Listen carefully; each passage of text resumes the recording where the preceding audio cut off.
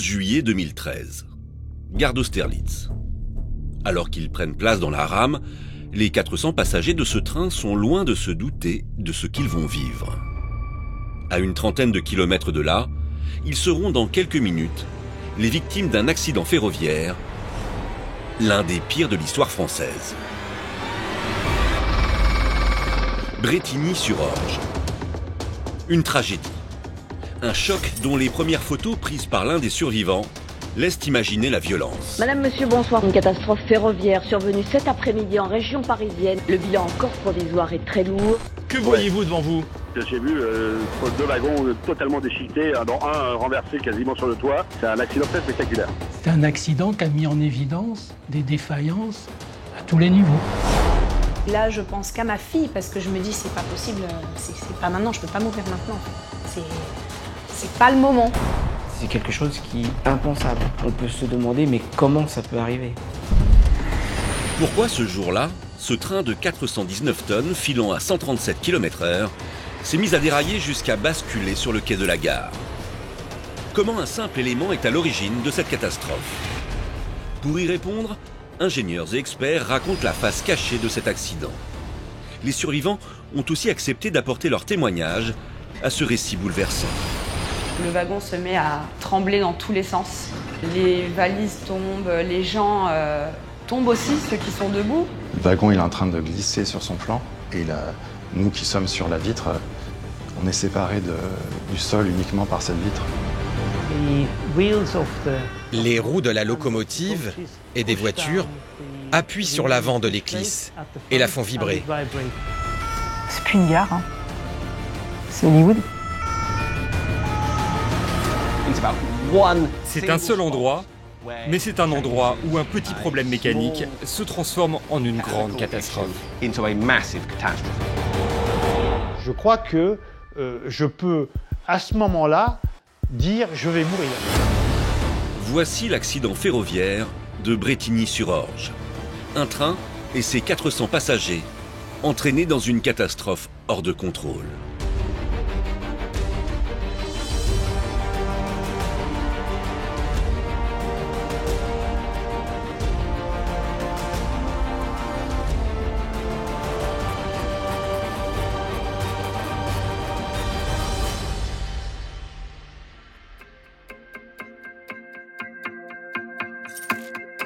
Vendredi 12 juillet 2013, 16h50. À Paris, comme dans toute l'Île-de-France, c'est un jour particulièrement radieux qui s'annonce. Vous écoutez France Info. Oui, un temps très ensoleillé cet après-midi pour les premiers grands départs en vacances, avec beaucoup de soleil sur l'ensemble de la France. Avec ses premiers départs en vacances, le monde afflue dans les aéroports et dans les gares de la capitale. En gare d'Austerlitz, la majorité des trains affichent complet. À cet instant, 400 voyageurs embarquent à bord du train Intercité 3657. Vincent Roux et sa compagne Morgane font partie du voyage.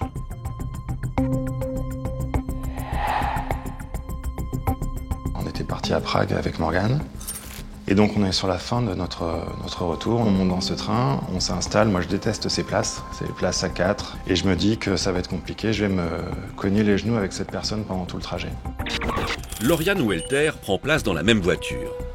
Elle raccompagne Laïla, sa nièce de 5 ans, chez ses parents après un séjour passé chez elle à Paris.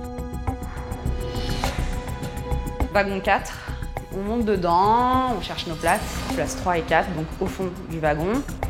Je sors la console de jeu à Laïla, on s'installe pour passer le meilleur trajet possible. De son côté, Nathalie Montez part rejoindre sa fille et son compagnon pour des vacances en Tunisie. Elle a raté le train précédent et a trouvé in extremis une place dans celui-ci. Là, sur le strapontin, j'avoue que je me suis dit que ça allait être un peu long. Voyant le monsieur qui venait d'arriver, qui avait sa bière, je me suis dit, waouh, voilà, comment ça va se passer. La dame à ma gauche, qui parlait très fort dans son téléphone, c'est vrai que j'étais dans un état d'esprit de me dire, voilà, je mets ma musique. Jean-Robert Barou, lui, s'en va passer un week-end dans la Creuse avec des amis. Au lieu de prendre la voiture, j'ai décidé au dernier moment de prendre le train car je le trouvais que c'était beaucoup plus sécurisant et moins dangereux que de prendre la route la veille d'un long départ de vacances. Le train est en effet l'un des moyens de transport les plus sûrs, particulièrement ce train Corail que les Français connaissent bien. Corail, ça veut dire confort rail. Ça a été la démocratisation du confort pour l'ensemble des usagers du chemin de fer. Le train Corail, c'est un train qui est apparu dans les années 70, qui a bercé toute une génération. C'est un train qui fonctionne encore très bien, hein. Il n'y a pas de difficulté avec ce type de train, mais c'est pas un train très moderne. Le Corail a peut-être fait son temps, mais il reste encore le train régional par excellence, emprunté quotidiennement par des centaines de milliers de Français. Dans les années 70, près de 4000 de ces voitures furent commandées par la SNCF en vue de renouveler totalement son parc. Aujourd'hui, la rame de 400 passagers dans laquelle viennent de monter nos 4 voyageurs affiche complet. Composée de 7 voitures, elle mesure très précisément 202 mètres de long et pèse 419 tonnes, quasiment le poids de 2 avions long courrier, ce qui en fait un véhicule massif et robuste. C'est un tube long et très solide. Chaque wagon est en acier inoxydable, c'est pourquoi on parle aussi de voitures en inox. Elles ont subi une rénovation importante en 2005. Mais elle a un chaudron en acier qui est magnifique, d'une force, d'une résistance telle que quand ces voitures déraillent, elles arrivent parfois à emmener un pont en béton, mais la voiture reste intacte. En d'autres termes, ce train dans lequel nos passagers viennent tout juste de monter ne présente aucun danger apparent. On se sent en sécurité, on se dit que rien ne peut arriver et qu'on arrivera à destination.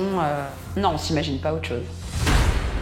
Seulement ce que Lauriane, Jean-Robert, Nathalie et Vincent ne savent pas, c'est qu'en montant à bord de ce train confortable et sécurisant, ils vont vivre l'impensable. Pour comprendre comment cet événement tragique va se dérouler, il faut aller à une trentaine de kilomètres de là.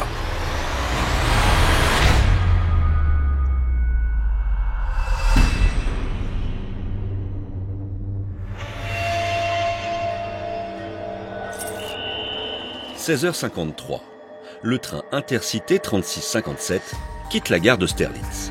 En vue de gagner Limoges dans 3h20, le train va emprunter l'un des premiers axes ferroviaires en France, le Paris-Orléans. Sur son trajet, il doit traverser de nombreuses gares, parmi lesquelles celle de Brétigny-sur-Orge, située à 30 km au sud de Paris. C'est l'une des 100 gares les plus fréquentées de France. Elle supporte un important trafic de trains régionaux, de RER, de TGV et de marchandises.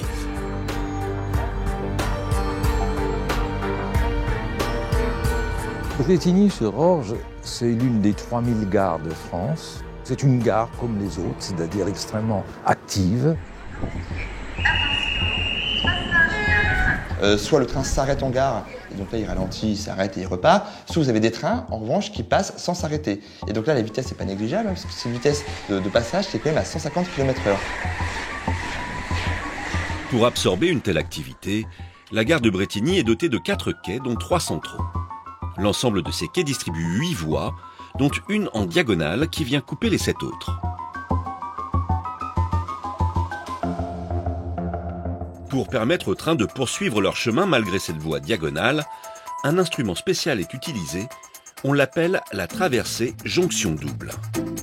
Située à 200 mètres de la gare, cette traversée jonction double permet de dévier le parcours d'un train par l'utilisation d'un rail amovible. Quand le train passe sur cette zone spéciale, il est dirigé d'un côté ou d'un autre. C'est comme un croisement d'une route, c'est-à-dire que vous êtes sur une départementale et à un moment vous croisez une autre route qui vient croiser la vôtre. Et dans le ferroviaire, on appelle ça une traversée jonction double. Ça permet d'aller à gauche ou à droite. La traversée jonction double est constituée d'environ 900 pièces. C'est environ 500 boulons et attaches. Donc vous comprenez bien que ça n'est pas n'importe quoi. Hein. C'est un ensemble mécanique complexe qu'il faut entretenir avec attention.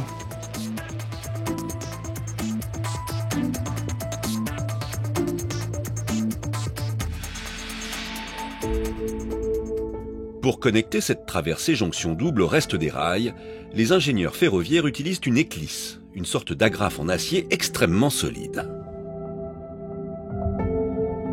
C'est une barre d'acier d'à peu près 80 cm, soit 50 à 80 cm, en acier très dur, percée de 4 trous, et chaque rail se termine par 2 trous. L'éclisse est posée et relie les rails pour faire une surface de roulement continue.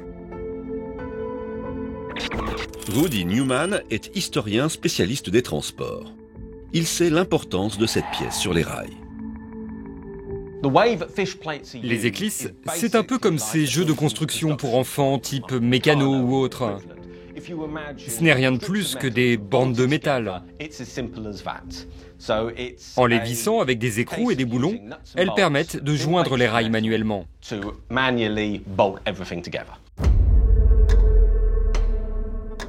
Cette éclisse est donc un point de jointure entre les rails.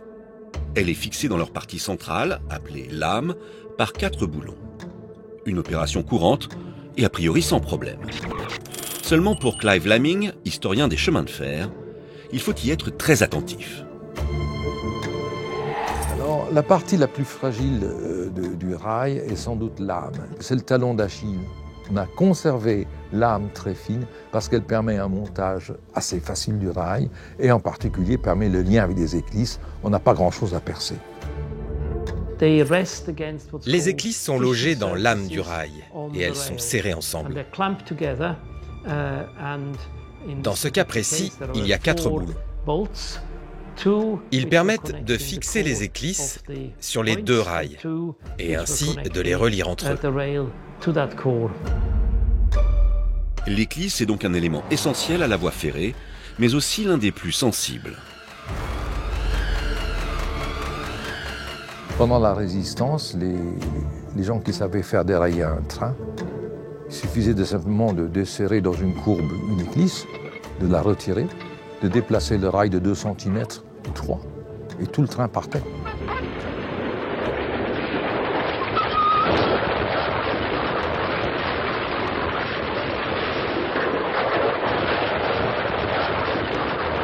C'est une sorte de succession mécanique, je dirais, de déclenchement catastrophique. L'éclisse, comme l'ensemble de la traversée jonction double, nécessite donc une surveillance et un entretien permanent.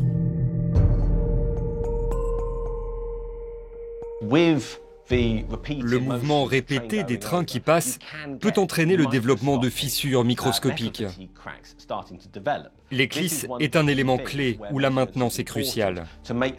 Cela permet de détecter un danger à l'avance et de faire en sorte qu'il ne survienne pas sur la voie ferrée.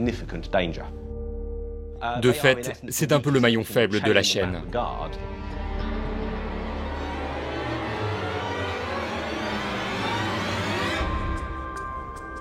Une défaillance sur l'éclisse peut avoir des conséquences dramatiques. C'est ce qui s'est passé le 10 mai 2002 à Potters Bar, au Royaume-Uni. Ce jour-là, une éclisse mal entretenue a causé le déraillement d'un train et fait 7 victimes.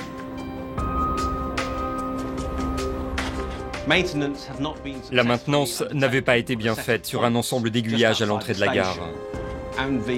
Les éclisses qui maintenaient les rangées de commutateurs ensemble, ces rangées qui se déplacent pour sélectionner la voie sur laquelle un train se dirige, avaient commencé à se démonter. Alors au passage du train, une éclisse s'est cassée. Les rails se sont déplacés et les roues arrière du 3e wagon ont déraillé, détruit le quai et percuté la gare où se trouvait malheureusement un voyageur qui attendait son train. Cet accident ferroviaire causa la mort de 7 personnes et blessa 76 passagers. Il marqua profondément le pays, obligeant les exploitants à revoir leur système de maintenance.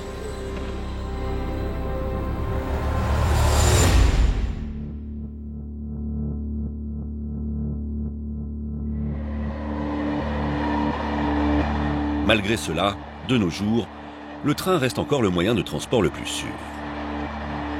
Il faudrait passer 5 siècles dans un train pour avoir un risque d'être tué. C'est-à-dire que la durée du voyage ne compte pas, le chemin de fer reste très sûr. Alors on a donc une confiance absolue dans le chemin de fer, ce qui fait que le moindre incident prend une dimension scandaleuse. Nathalie, Lauriane, Vincent et Jean-Robert voyagent donc dans la crédulité la plus totale, sans penser qu'un drame va bientôt survenir.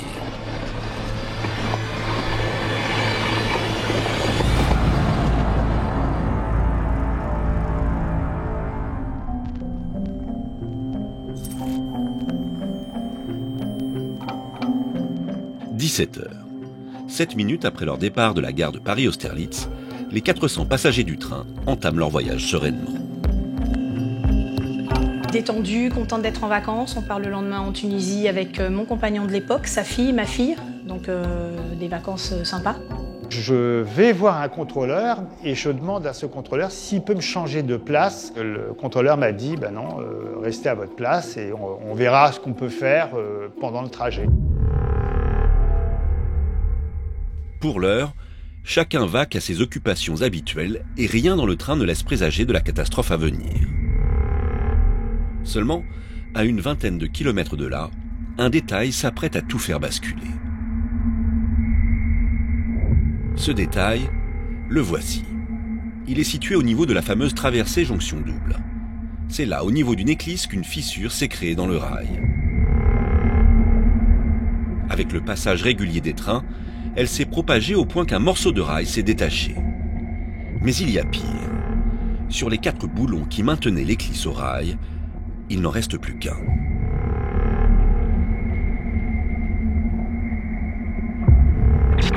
Pour Bruno Cosi, expert au BEATT, le bureau d'enquête sur les accidents de transport terrestre, tout a commencé avec la cassure du boulon numéro 3.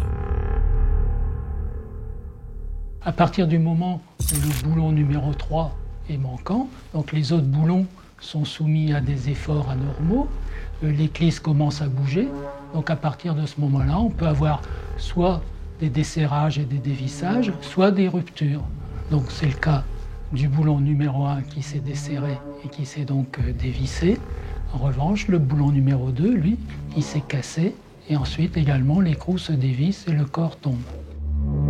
C'est à peu près comme si vous disiez qu'un mur, heureusement qu'il est composé d'un grand nombre de briques, ce qui fait que s'il en manque une, c'est pas très grave, s'il en manque une autre non plus. Mais à un moment donné, vous voulez, on franchit un seuil. 17h09. Cela fait 16 minutes exactement que Jean-Robert, Vincent, Nathalie et Lauriane ont quitté la capitale. Dans 1 minute et 20 secondes, leur train traversera la gare de Bretigny. Mesdames, messieurs, voie 1, attention au passage d'un train. Éloignez-vous de la bordure du quai. En gare de Bretigny, Geneviève et Marc entendent l'annonce du train qui s'apprête à traverser la gare à toute allure. Le couple d'octogénaires, qui doit bientôt prendre le RER, est arrivé avec un peu d'avance. Thierry Gomès est le fils de Geneviève. Il s'apprête à les accueillir pour le week-end.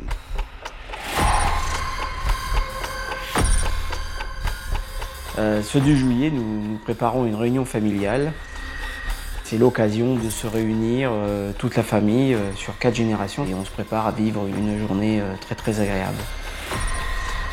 J'ai eu ma mère au téléphone 3-4 jours avant. Je lui avais proposé de venir la chercher pour leur éviter de prendre le train. On m'a opposé un refus en me disant qu'ils étaient tout à fait capables de prendre le train et qu'ils ne voulaient pas me solliciter pour faire l'aller-retour. Donc bah voilà, c'était la dernière fois que je les ai eus au téléphone. Toutes les victimes de cette histoire vont bientôt vivre un drame.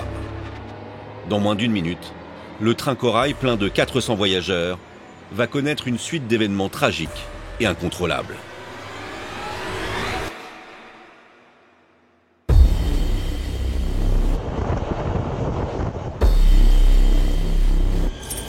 Il est 17h10 ce vendredi 12 juillet 2013.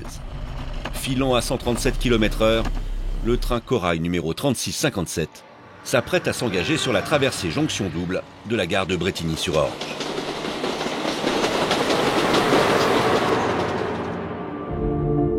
À l'intérieur, les passagers ne se doutent de rien.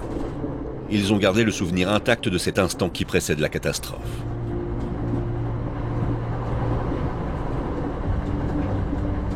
Morgane est à côté de moi. Moi j'ai un livre et elle a un magazine. je commence à mettre mes écouteurs pour écouter de la musique. Donc une musique que j'adore, c'est le Requiem de Mozart, Circonstance. C'était peut-être un présage.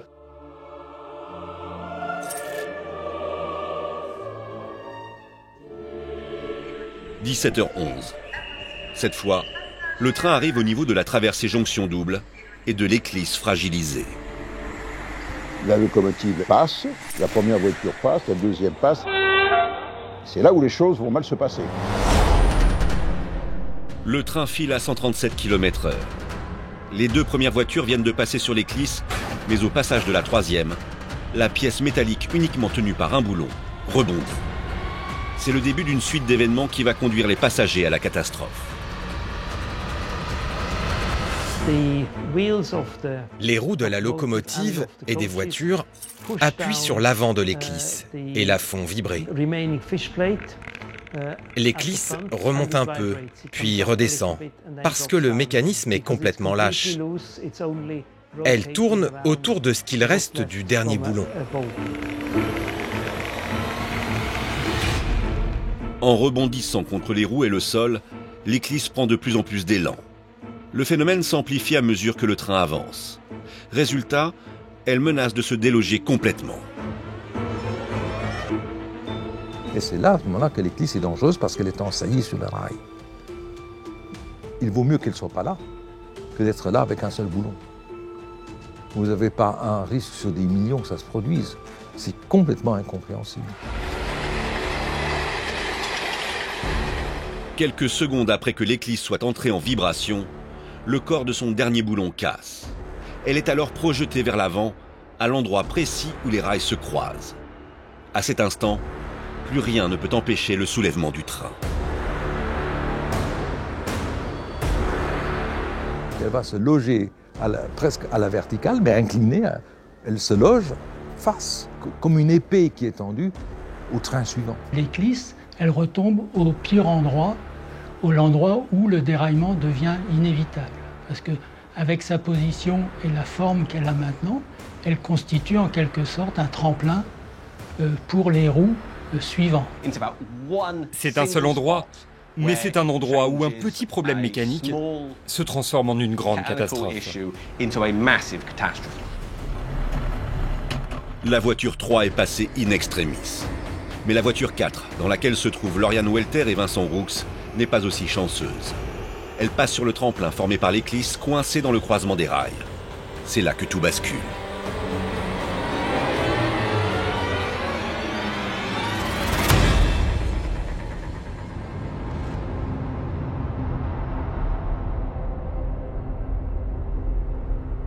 Je suis dans mon livre, Morgane est à côté de moi. Et tout ça se passe comme ça jusqu'à ce que j'entende ce bruit. Et ce bruit, il est immédiatement suivi de cette sensation du wagon qui se soulève. On sent le wagon se surélever, vraiment on sent qui se surélève et qui se repose. La voiture 4 vient d'être projetée d'environ 1 mètre de hauteur sur une dizaine de mètres de distance. À l'intérieur, Vincent et Lauriane ne comprennent pas immédiatement. Du coup, là tout de suite, il y a un silence. On sent tout de suite qu'il y a quelque chose qui ne va pas. Ça peut pas arriver, ça peut pas arriver. Un wagon qui se soulève, ça n'arrive pas. Et pourtant, l'inconcevable se produit. Après avoir été entraîné par l'éclisse, le wagon chute. Mais il ne retombe pas sur les rails. Il roule désormais à même le sol. Les roues de droite, qui sont celles qui sont concernées, donc elles retombent à droite du rail et elles continuent à rouler sur le traverse et au bout d'un certain temps, elles s'écartent et elles s'enfoncent dans le ballast. Il est 17h12. À 200 mètres de la gare de Brétigny, alors qu'il file toujours à 137 km/h, le train intercité numéro 3657 entre en déraillement. Une fois déraillé, le train est hors de contrôle. On ne peut plus rien faire. Vincent, Lauriane et leurs accompagnants sont pris au piège dans le wagon qui déraille. Quand soudain, la situation devient encore plus dramatique. wagon se met à trembler dans tous les sens. Les valises tombent, les gens tombent aussi, ceux qui sont debout. Le wagon penche d'un côté, il penche de l'autre. Morgane et moi, on est balancés en avant et on tombe immédiatement sur la vitre du wagon qui est maintenant sur son flanc. Lauriane est avec sa nièce Laïla à l'arrière de la voiture. Elles sont du mauvais côté du wagon et lorsqu'il bascule, toutes les deux se retrouvent en hauteur. Je tombe sur le côté, le bord du siège de la personne qui est face à moi. Et Laïla vole, donc je l'attrape au vol. J'ai pas de force, je la lâche. Et deux messieurs m'aident à la retenir et je la rattrape après. Quant à Vincent et Morgane, ils vivent une scène inimaginable. Le wagon il est en train de glisser sur son flanc. Et là, nous qui sommes sur la vitre, on est séparés du sol uniquement par cette vitre.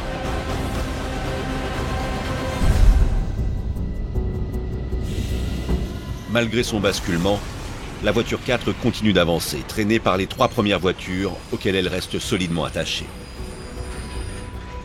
Le train glisse sur le sol, détruisant tout sur son passage. Il y a de la poussière et des pierres partout. À l'intérieur, c'est l'enfer absolu. On entend les ballasts s'éclater sur les vitres. Ça fait comme des impacts de tir, comme si on nous tire dessus. Papa. Enfin, vraiment, c'est très violent en fait au niveau du bruit. On entend l'acier aussi qui se frotte au sol, les vitres qui explosent. J'entends une femme qui crie « Mon bébé, mon bébé, mon bébé ». J'imagine même pas pour cette femme ce qu'elle vit à ce moment-là. Vincent et Morgane restent plaqués contre la vitre. Mais la situation vire soudainement au cauchemar.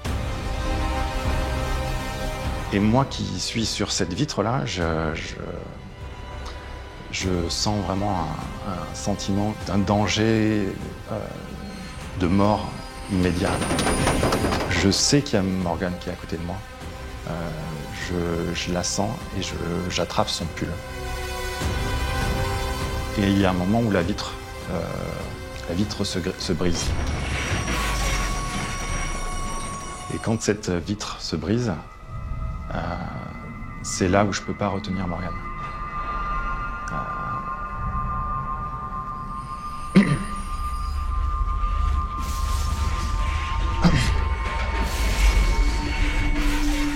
Au moment où je perds Morgane, je suis attiré par le trou. Et là, mon pied heurte le sol, enfin, passe par la vitre et heurte le sol. Je sens une grosse douleur à mon pied, un choc, mais je continue à me tenir. En fait, je me tiens au-dessus de la vitre et j'ai mes pieds qui sont en dessous de la vitre.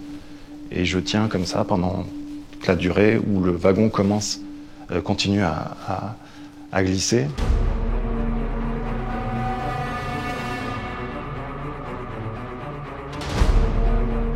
À l'arrière du wagon, Lauriane craint de subir le même sort. On se dit que c'est la fin, qu'il faut s'accrocher. Je vois des choses passer sous cette vitre. Je me dis, faut s'accrocher, sinon on va se faire happer par le train. Je suis comme ça pour pas être asphyxié par toute cette poussière et par ces morceaux de ballast et tout ce qui rentre dans le wagon. Ça doit être horrible à l'intérieur. On parle d'un temps très court, de quelques secondes avant que le train ne s'arrête. Mais pour ceux qui sont dans le wagon, cela représente une éternité.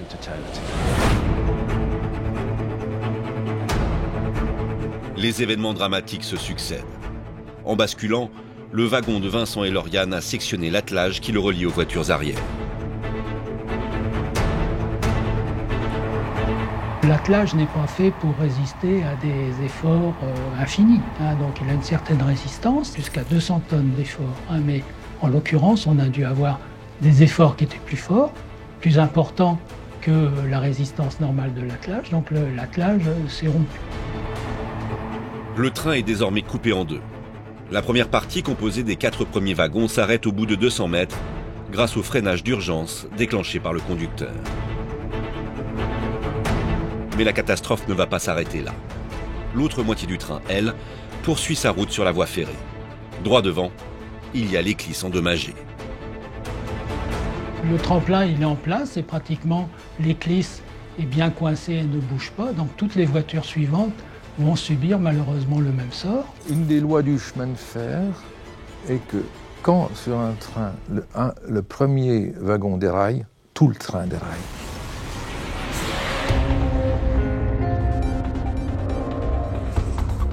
À l'instar de la voiture 4, la voiture 5 est projetée sur plusieurs mètres, puis retombe à terre et déraille. Pendant ce temps, la voiture 6, dans laquelle se trouve Nathalie Montez, est elle aussi entraînée vers l'éclisse. Les roues avant passent et retombent sur les rails. Une fraction de seconde plus tard, c'est au tour de l'arrière de rouler sur l'éclisse. Mais au lieu de retomber sur le rail ou à terre et de causer un troisième déraillement, la voiture se retrouve sur un autre rail que celui d'origine. Cette situation exceptionnelle s'appelle le bivouac. Cette voiture, elle va se positionner en bivouac, c'est-à-dire que son essieu avant, il va continuer son chemin sur la voie 1, alors que son essieu arrière, il va se diriger vers la voie 1B. C'est le début d'un nouvel engrenage infernal. S'il n'y avait pas eu cet appareil de voie, la voiture numéro 6 aurait été tout droit. Même si les roues étaient retombées du côté gauche du rail, elles n'auraient pas été emmenées vers la gauche par le branchement qui se trouve plus loin. C'est là que les événements prennent une terrible tournure. Le scénario dramatique se dessine toujours un peu plus. Solidement attachée à la voiture 5, qui elle continue de dérailler, la voiture 6 pivote, poussée par la voiture 7, qui elle emprunte le rail d'à côté. Résultat, en l'espace de quelques secondes, elle avance quasiment perpendiculaire de la gare.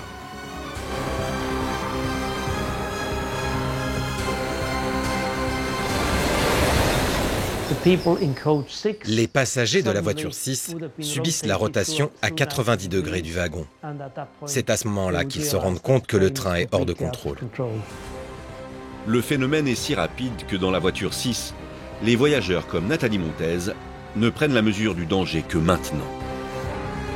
À ce moment-là, je sens des secousses en fait. Je suis debout et j'entends le monsieur qui est assis sur sa valise qui crie « on déraille ». Là, je pense qu'à ma fille parce que je me dis c'est pas possible, c'est pas maintenant, je peux pas mourir maintenant en fait. C'est pas le moment. La 6e voiture, c'est le point d'orgue de ce désastre. Tout ce qui pouvait mal se passer à ce stade, s'est mal passé. La 6e voiture avance à l'horizontale entre les deux autres vers la gare, et sur son chemin, il y a le quai. Le monstre d'acier de plusieurs dizaines de tonnes fonce en direction du quai où se trouvent Geneviève et Marc, la mère et le beau-père de Thierry Gomez. À aucun moment les gens se disent ce train va dérailler. Vous avez un train qui d'un seul coup quitte les voies et vient balayer tout sur son passage. Et là, les passagers qui attendent, ils n'ont aucun échappatoire. Ceux qui sont sur sa route n'ont aucune chance de s'en sortir. On parle d'une énorme quantité de métal qui avance à toute vitesse. Rien ne peut l'arrêter.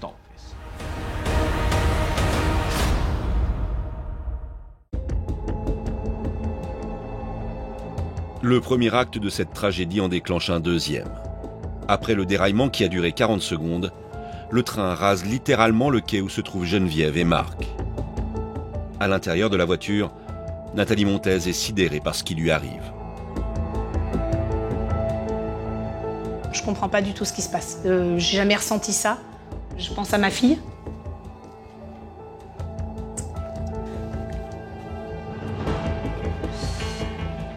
Et puis, trou noir. Tout ça vous fait prendre conscience que là, je suis en train de vivre peut-être mes derniers instants de ma vie. Le train intercité numéro 3657 emporte tout sur son passage jusqu'au bout du quai. En gare de Brétigny-sur-Orge, l'impensable vient d'arriver.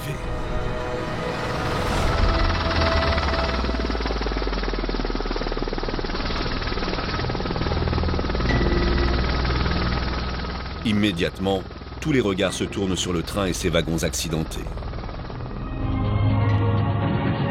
Principale actualité de ce vendredi, une catastrophe ferroviaire survenue cet après-midi en région parisienne. En ce jour de grand départ, un train corail parti de Paris à destination de Limoges a déraillé dans la gare de Brétigny-sur-Orge. Le bilan encore provisoire est très lourd. Les secours et les autorités dénombrent ce soir 6 morts et plusieurs blessés, dont une douzaine touchés très gravement. Dans les 3 premiers wagons épargnés par l'éclisse endommagée, il n'y a aucune victime à déplorer. Mais pour les 4 autres, qu'en est-il vraiment? Il y a aussi les survivants. Dans quelle situation va-t-on les trouver? Il faut intervenir de toute urgence.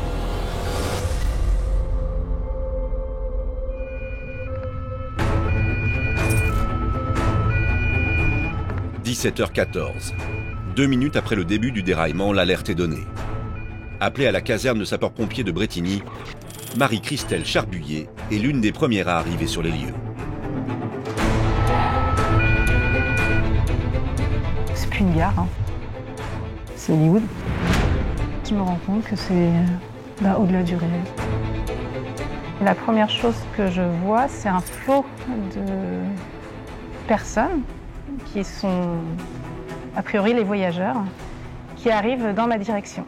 Et j'entends cette maman qui cherche son enfant, et la première chose que je me dis, c'est pourvu que je découvre pas d'enfants blessés dans les wagons.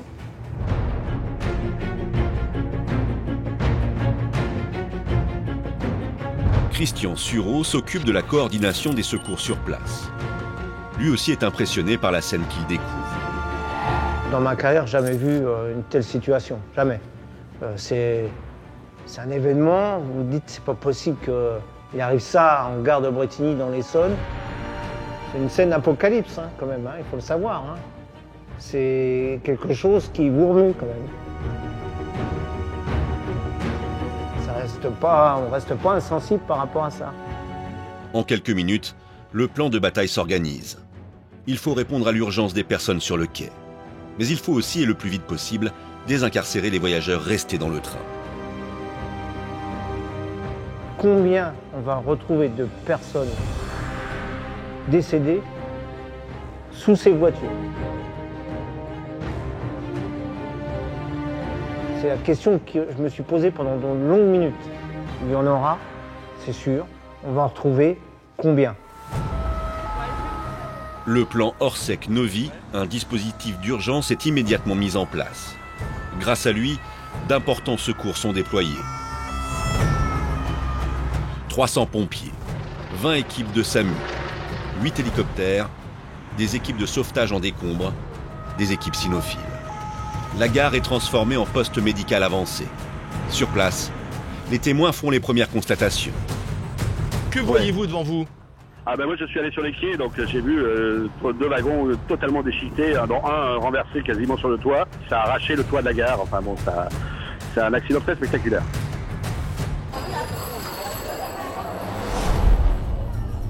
Parmi les voyageurs, Jean-Robert Barou est l'un des plus chanceux. Passager de la voiture 7, la dernière voiture, il n'a fait que ressentir le déraillement. Lorsqu'il quitte son wagon, il fait les premières photos dont certaines sont insoutenables. Ce que je vois, c'est un champ de guerre, c'est apocalyptique. Je vois une personne étendue, donc je vais vers cette personne pour lui porter secours. Et malheureusement, je me suis rendu compte qu'elle était décédée. Je me retourne, je vois une deuxième personne qui, elle, est sous le wagon. Et bon, vu l'état, je me suis rendu compte très vite qu'il avait été déchiqueté. Dans les autres voitures, le vacarme du déraillement a fait place au silence. Les survivants, comme Vincent Roux, sont en état de choc. Je regarde mon pied, je vois que j'ai perdu une chaussure et que je vois une grosse blessure assez béante au niveau du pied. Tout de suite, il s'occupe beaucoup de moi, la personne là qui était en face de moi. Je pense qu'il a vu toute la scène, ce qui s'est passé peut-être plus clairement encore que moi. Il s'occupe de moi, là je lui dis que je vais pas bien, je perds connaissance. Dans la voiture 6, Nathalie Montez reprend ses esprits. En fait, je regarde un petit peu autour de moi.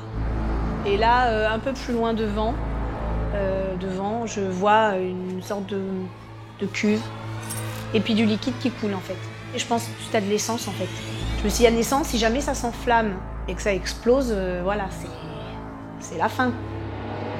Et comme si cela ne suffisait pas, le pire pourrait bientôt survenir, avec l'arrivée d'un nouveau train.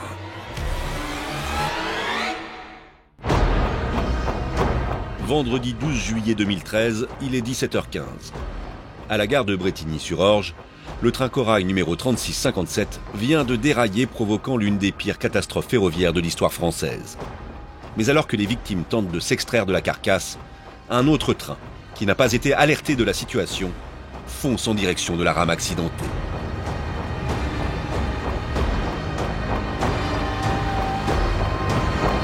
Vous avez un conducteur de train qui arrive en face du train accidenté, qui découvre le courant en arrivant, et il voit un nuage de poussière, et il voit aussi que son train est ralenti parce que le courant est coupé. Fort heureusement, en activant le freinage d'urgence au moment du déraillement, le conducteur du train accidenté a coupé le courant de traction des rails. Résultat, les trains à l'approche de la gare ne sont plus alimentés et perdent de leur vitesse avant de s'arrêter.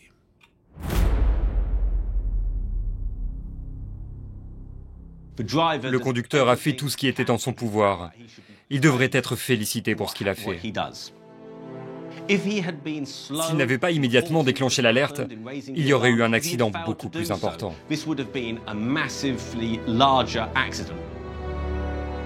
Le sang-froid et la lucidité du conducteur permettent d'éviter de justesse un deuxième drame.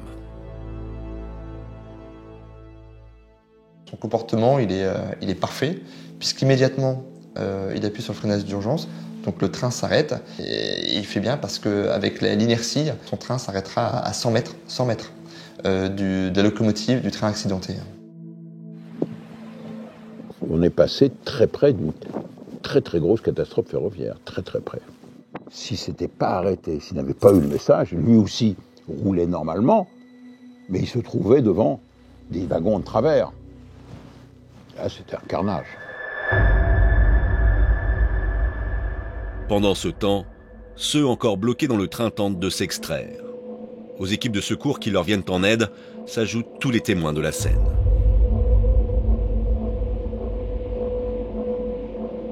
J'entends la porte s'ouvrir derrière. Un monsieur avec un gilet jaune, un cheminot visiblement, qui nous dit que l'on peut sortir. On passe au-dessus du corps d'un homme pour pouvoir sortir. Pour Nathalie Montez, l'urgence n'est plus de savoir si la cuve devant elle va exploser. Elle est manifestement blessée. Quand je vois mon bras, y a la chair qui ressort et c'est plein de sang, quoi. J'ai du sang sur le visage, je le sens.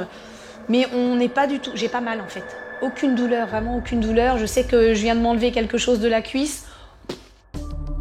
La voiture 6 dans laquelle se trouve Nathalie est à cheval sur le quai, pliée en accordéon. Comme elle, de nombreux autres passagers sont bloqués à l'intérieur. Marie-Christelle Charbullier, la pompière qui s'est rendue la première sur les lieux, arrive près du wagon. Enfin, c'est plus un wagon, c'est une boîte déformée. Et on est obligé de ramper pour accéder aux victimes. La première victime que je vois, c'est une dame qui est assise et qui est coincée sous la tôle d'une des parois du wagon. Une autre victime qui est assise et qui a un membre inférieur droit qui est déchiqueté.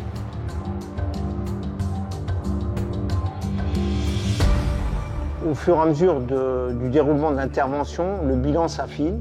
Je sais qu'on a des personnes décédées. Je sais qu'il y a des personnes qui sont blessées graves. Et parfois, on est dans une situation sur laquelle on ne peut pas dégager la victime sans prodiguer des gestes particuliers médicaux, tels que des amputations sur place.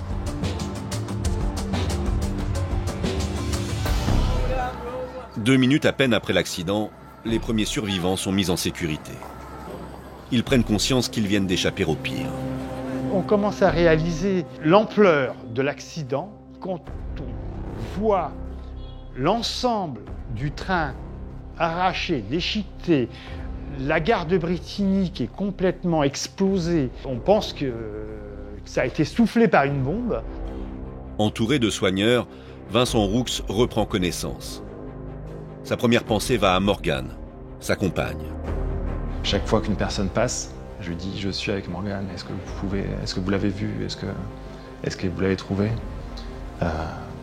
Et jusqu'à ce moment-là, bien entendu, j'ai pas de réponse. J'ai toujours l'espoir qu'on la retrouve.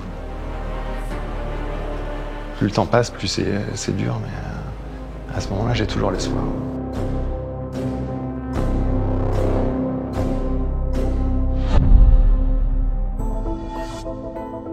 L'accident ferroviaire de Brétigny-sur-Orge fait la une de tous les médias internationaux. Le soir même, le président Hollande est sur place. Pensons aux victimes, pensons aux familles, pensons aux blessés, saluons les personnels qui se sont mobilisés. Moi, je veux saluer cette mobilisation et cette solidarité. La France, c'est un pays qui est capable, lorsqu'il y a une catastrophe, de faire face. Les secours travaillent jusque tard dans la nuit à la recherche de rescapés.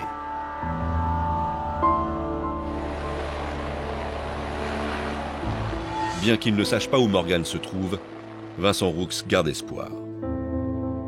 Il est pris en charge dans un hôpital parisien. Le lendemain, la nouvelle tombe. Je suis opéré le samedi soir. Et c'est quand je rentre, en fait, quand je remonte dans la chambre après l'opération, c'est là que mes parents m'apprennent qu'ils ont eu la confirmation que Morgane était décédée.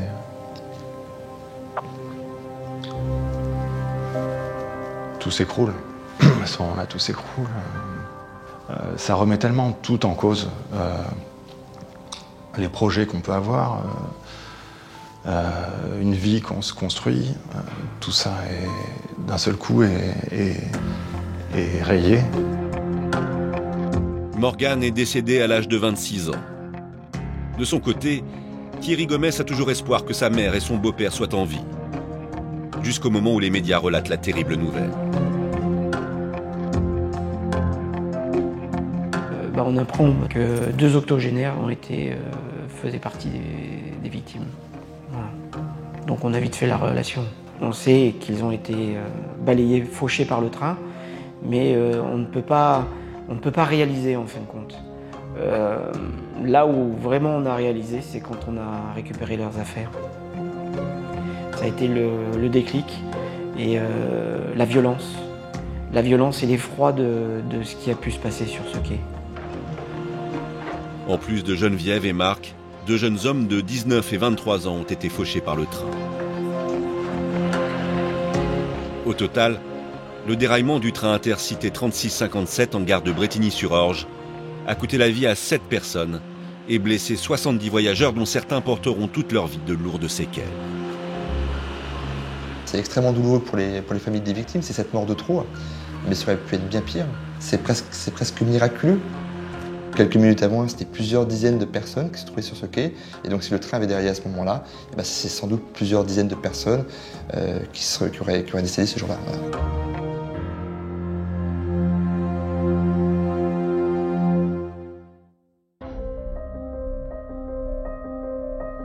L'accident ferroviaire de Brétigny-sur-Orge choque la France entière et plonge la SNCF dans la tourmente. L'heure est venue de comprendre ce qu'il s'est passé ce jour-là, et ce que les enquêteurs vont découvrir est effrayant. Comment un train voyageur a-t-il pu dérailler sur une ligne extrêmement fréquentée? Quelle en est la cause? La catastrophe aurait-elle pu être évitée? La nuit même du drame, les premières investigations sont menées sur place. Elles permettent rapidement de mettre la main sur un élément déterminant. 24 heures après les premières investigations, Guillaume Pépi, le président de la SNCF de l'époque, révèle l'origine du drame, la fameuse éclisse. Pour la SNCF depuis 25 ans. C'est cette fameuse pièce, l'agrafe entre 2 rails, qui s'est détachée du rail et qui s'est logée au cœur de l'aiguille et qui a fait en quelque sorte levier sur l'une des voitures, la 3e ou la 4e, provoquant le déraillement.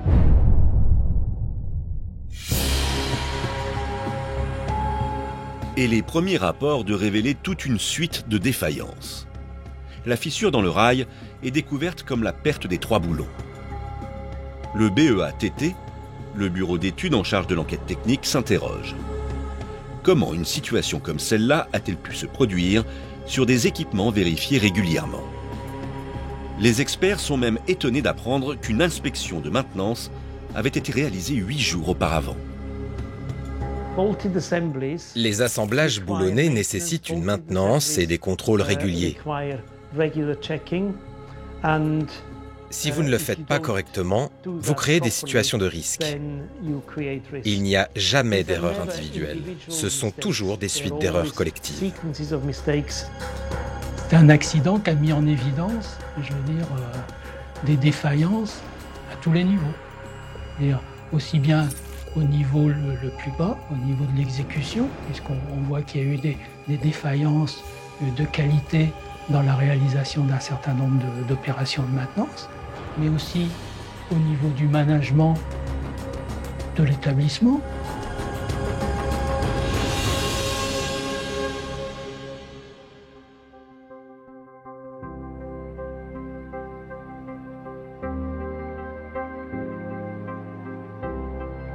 Les défaillances évoquées par Bruno Cosi sont malheureusement passées sous les radars de la SNCF, pourtant mobilisée chaque jour à la sécurité de ses voyageurs. Dans cette suite d'événements qui a conduit au drame, l'éclisse défaillante reste l'élément qui a tout précipité. C'est pourquoi toutes les mesures ont immédiatement été prises pour les contrôler, ainsi que l'ensemble des traversées jonction double du réseau ferré français. Mais cette action n'a pu cicatriser la plaie de ceux qui ont vécu la catastrophe et de leurs proches. Le procès pénal devrait avoir lieu prochainement. C'est quelque chose qui est impensable. Aujourd'hui, avec les technologies que l'on a, avec les moyens opérationnels sur la maintenance des voies, enfin avec l'organisation d'aujourd'hui, on peut se demander mais comment ça peut arriver? On a la hargne de vivre, on en veut, on profite de chaque instant.